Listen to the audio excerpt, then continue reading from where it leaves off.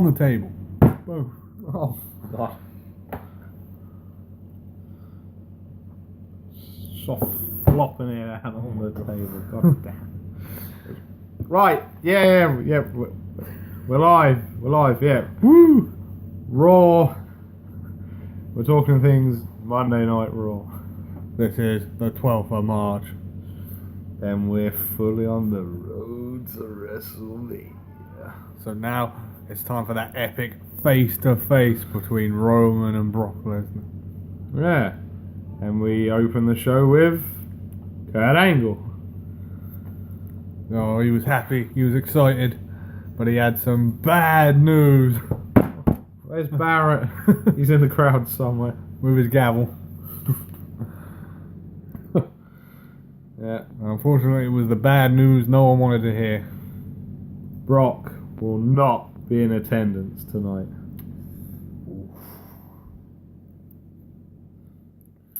So then this brought out Roman Reigns. He was not happy.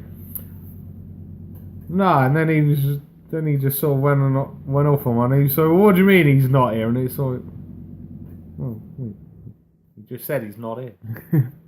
What more do you want?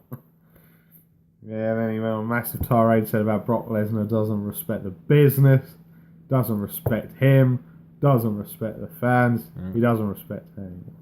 It's like he's Vince McMahon's boy, and he's not happy with it. It's like, why does Brock always get the special treatment? He's been disrespected by Vince McMahon, and he's going to sort him out. Yeah, and Roman asked, what was Kurt's response to repercussions for Brock not turning up for work? And the response was pretty much nothing. Well, yeah, I mean, what can you do? I mean, even if they fine him the maximum penalty, it'll be like, yeah, whatever. You're paying me like $6 million a year. Fine me. Yeah. So then Vince went back. Roman went backstage to find Vince, and he found him very quickly. Yeah. And rather weirdly, Shane McMahon was standing next to him. You'd have thought they'd at least tried to hide Shane McMahon, considering this is Raw. Yeah, you know, him being the SmackDown commissioner. I know him and Vince, he started arguing a bit, but then they went into his office. Yeah. And then we went to a break. And then, I think was it Charlie was waiting outside of Vince's office, and Roman then came out and just said, whatever's done is done, sort of thing. Then Vince came out and he said, look, what's gone on in there has resulted in Roman Reigns being temporarily suspended. Going on. Brilliant. And he said, look, Brock does what Brock wants to do. But he said, I can personally guarantee you, Brock will be on Raw next Monday night. He better be. In Dallas. Yeah. That's quite a way for him to travel. So that's how that one transpired. And then we had our opening match of the night. Oh, something hard and fast. Something hard hitting. We opened the shot with some women's action. Oh. We had the boss, Sasha Banks, with her sort of friend, Bailey. Heel Bailey. And she was facing off against 1/3 of Absolution, Sonya Deville. Oh, God. Yeah, pretty much skipped the majority of this match. The boss picked up the victory with the bank statement. Yeah, there was some interference. Like Mandy Rose tried to interfere, Bailey cut her off. And then, as soon as she had her in the bank statement, Bailey wandered off. Yeah. It was like, match is over, done. Yeah. But it wasn't over, because then Sasha took a beat down. From Absolution. And they're not making it very obvious at all that Paige isn't allowed to do anything. Yeah, pretty much. She literally just stands there now. If there's a fight breaking out, she's out of there. Yeah, they're not selling this very well at all. If it's only a precautionary injury, then yeah. Yeah. Yeah, so let's see what the repercussions of that is next week. So then, I believe we were due to have a match happen next, It was supposed to be a match. but it turned into absolute anarchy. Yes, because my favourite thing happened again: a Twitter war involving the Bar, basically slagging off every tag team, and every tag team slagged them off back. Yep. And it ended with the Bar getting beaten up by the whole of the Raw tag team division. Yeah, but they weren't happy about it. They stormed back to Kurt Angle's locker room, and they were like, "Trade us. We don't want to be on Raw anymore." Fella, we demand respect.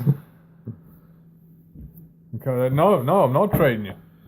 We're going to have a tag team battle royal later tonight. To determine who you're going to be facing at WrestleMania. Who's it going to be? Find out after this commercial break. But no, because after the commercial break, we had the free agent. John Cena in attendance, and he was addressing WrestleMania. Yeah, I mean, he went into a big old rant about how he was going as a fan because all his roads are closed. Yeah, he even went into the crowd. Spoke with some of the fans. Even had a beer with one. Yeah, and he said, "No, you know what, screw it. They don't want me to do it, but I don't care. I'm doing it. I'm calling out The Undertaker. Oh, man.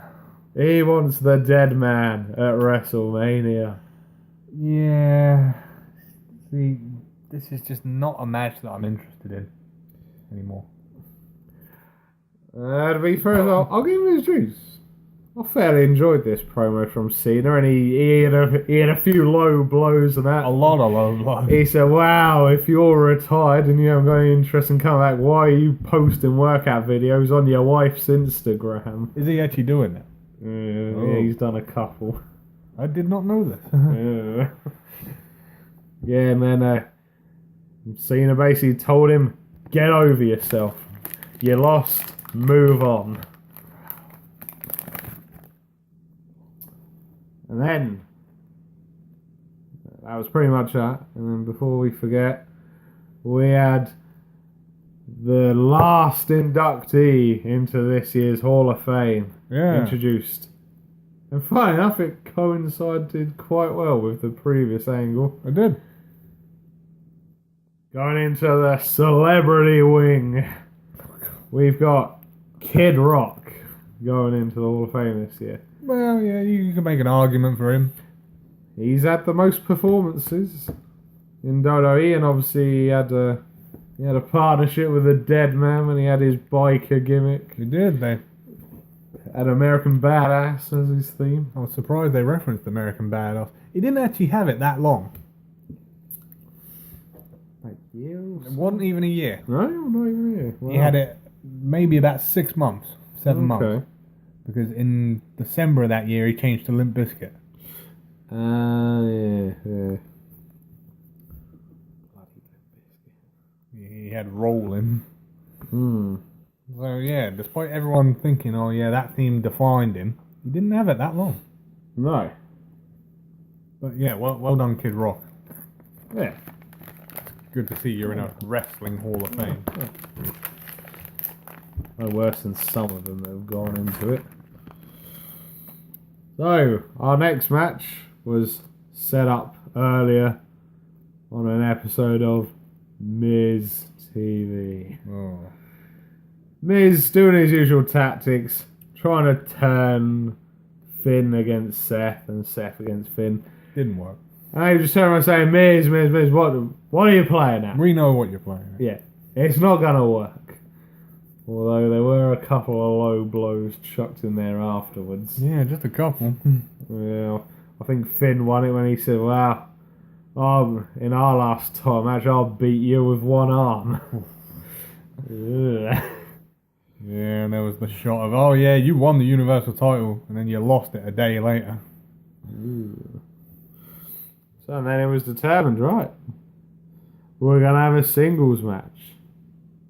Finn Balor versus Seth Rollins. I just wish this one could have gone on a bit longer. Yeah. Because I was enjoying this one. Yeah, it was a really good match. Yeah. You know, like you say, maybe ended a little bit prematurely. Oh, our favourite thing. Yeah. The penultimate end of the match.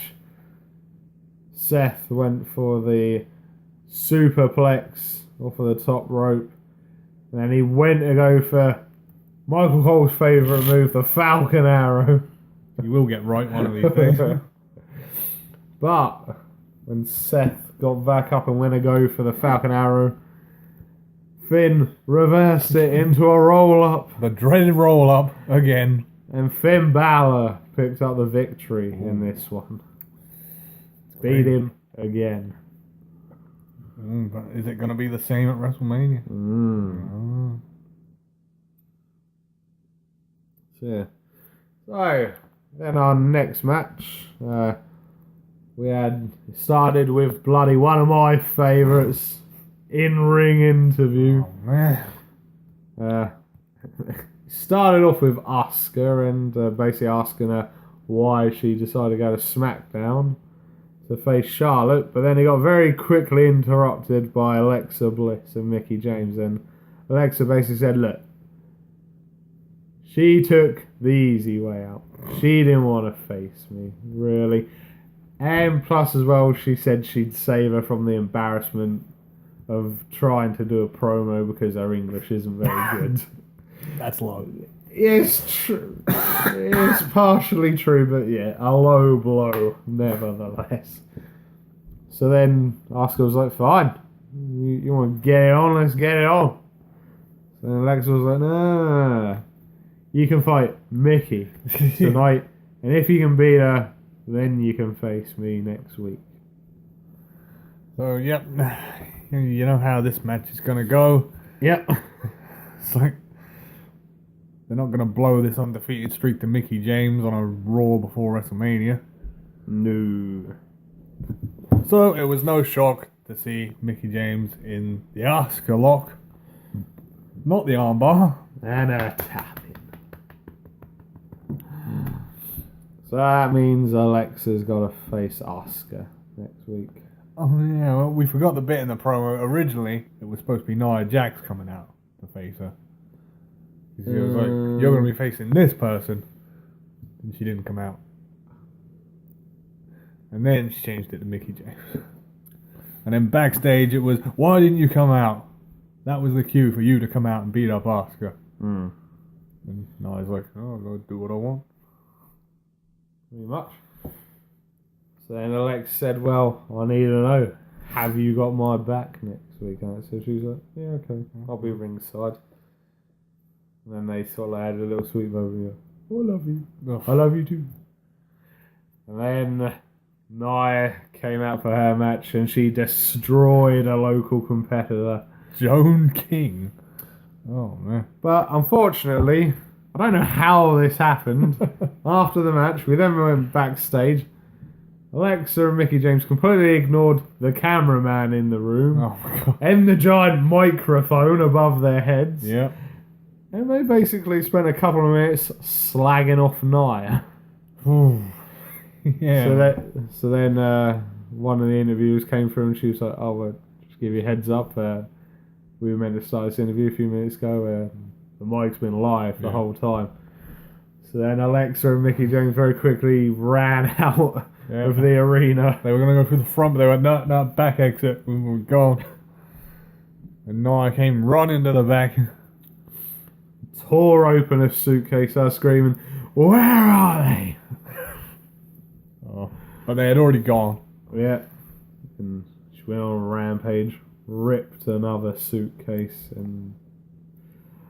Ah! Painful to watch, man. So, watch this space, Alexa Bliss.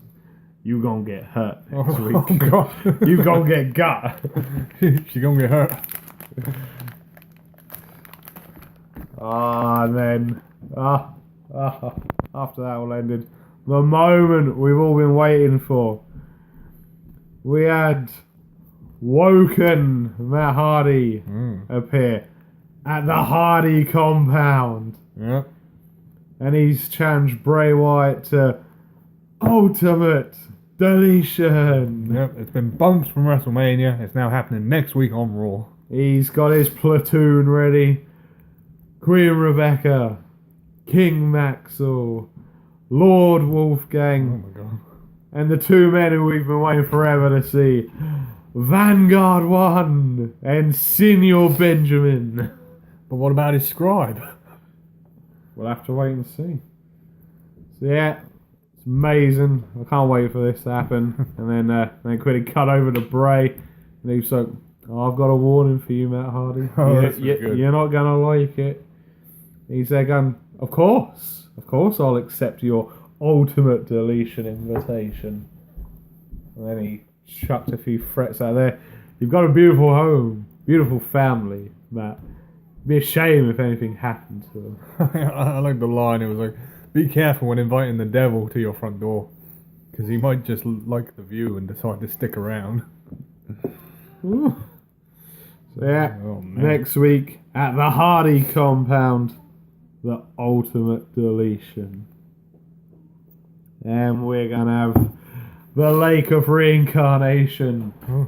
Skarsgård was there. And then then it quickly cut to Kurt in the office. And he's like, I knew Bray was crazy, but what in the heck happened to Matt? He's lost it. Yeah. And then we had a main event happen. The Battle Royal to determine who's facing at WrestleMania. And we had the surprise entrant in this one. It was Braun. The whole commentary team was saying, like, is this even legal? Is he allowed to be in this match? Well, the referee was looking around puzzled and he just said, ring the bell. Does he even have a tag partner for this thing? You know, Braun just screamed at the ref, ring the bell.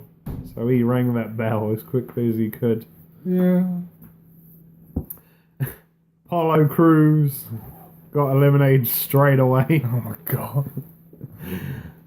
Then we had a bit of backwards and forwards action. They all tried teaming up to eliminate Braun, but it didn't work. No, it didn't work. Heath Slater got eliminated quickly after that. Poor man. He's got kids, you know. Yeah, and an above ground pool.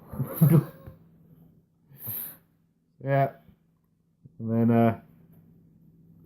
then I think whilst they was all teaming up to try and get rid of Braun, the Revival turned. I think, was it Rhino they got? Yeah, that was about right. Yeah, I think it might have been Rhino they got rid of next. And then I think Titus might have been the next to go after that. And then the Revival went not long after. Then in the end, it came down to Carl Anderson and Braun Strowman. So I don't think we need to explain this one, people. He tried, bless him. He got him with like 3 super kicks. Yeah. In the end, Carl got launched onto the Miz Taraj and Luke Gallows. Oh my god. And Braun is going to WrestleMania But what does this mean? to face the Bar. Is he allowed to do it on his own? Is Kurt going to make him get a tag partner? So we'll have to wait and see next week. Is the Raw tag team division that bad that they have to shoehorn Braun into a tag title match Yeah. just to get him on the card? Yeah. All these questions and more will be answered next week. Because we are out of time. We're out of there. Yep. You know the drill, people. From your hosts, the master of the brain damage, Martin? and the one and only Sam H. We will see you for the next one. freaking top guys out.